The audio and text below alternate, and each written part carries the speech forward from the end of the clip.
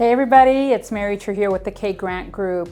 Today I want to cover some of the questions that I get asked most often by clients that are ready to buy their first home. One of the questions that I get asked most is, what do I need to do? How do I get started? First thing I say is, let's have you talk to a lender.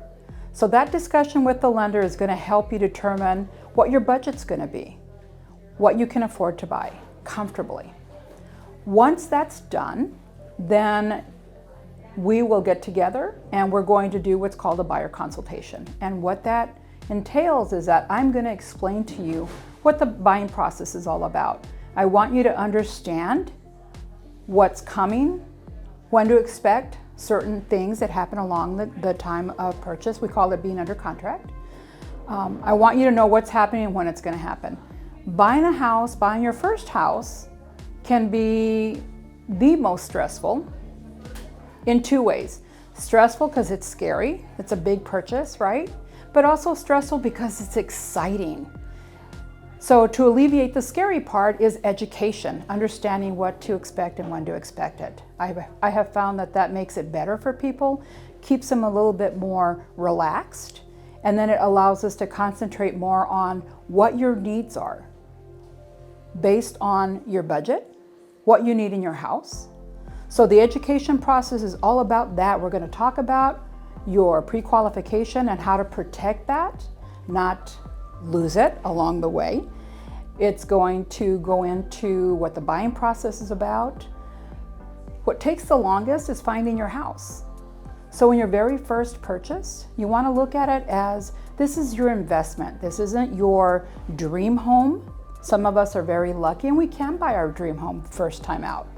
But for the average person, this is our investment. This is our stepping stone to help us get to that dream house, right? So it's understanding that process. We're going to look for properties that are going to best hit all of those boxes that you need. And then once we've done that, then we're going to submit your offers. We're going to go over the paperwork so you know what that looks like, what the contract looks like. If you buy a property in a HOA community, which is a homeowners association, you'll know what that document looks like.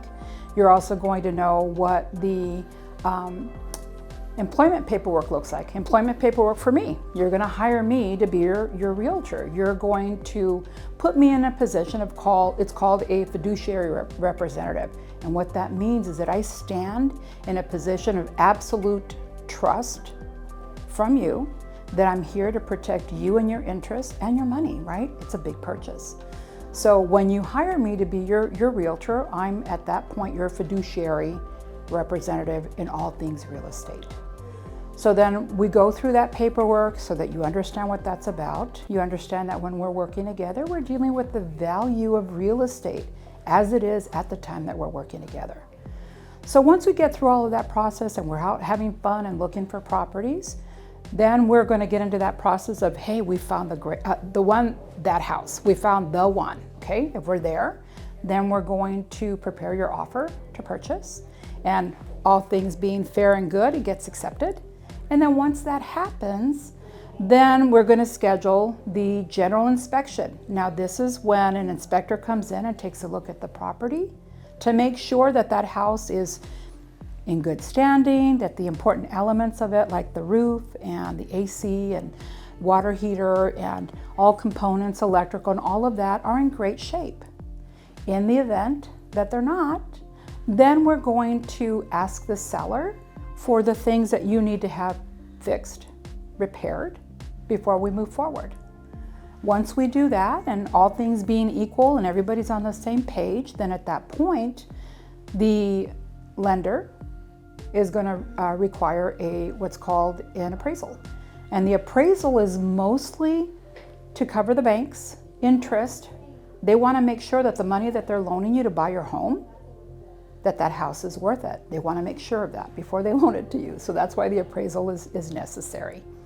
So once the appraisal comes back and all things being equal and good and property is at value, that means that it's valued at what you offered to pay for it. At that point, we're all moving forward. And then it's on to what we call close of escrow. That's the date that the ownership of that property changes from the seller to you as the buyer, and you're the new owner. That's the close of escrow. That's the day I'm going to hand you your keys. That's the day that we're going to celebrate you becoming a homeowner. Okay, so once we're all set and I've handed you your keys, we're out to celebrate. So if at any point during the information that I've given you that you've got questions, please don't hesitate to reach out. I'm happy to answer anything that you've got a question about, even if it's not about the buying process. But I'm always here to help. Please don't hesitate to reach out, and I look forward to hearing from you.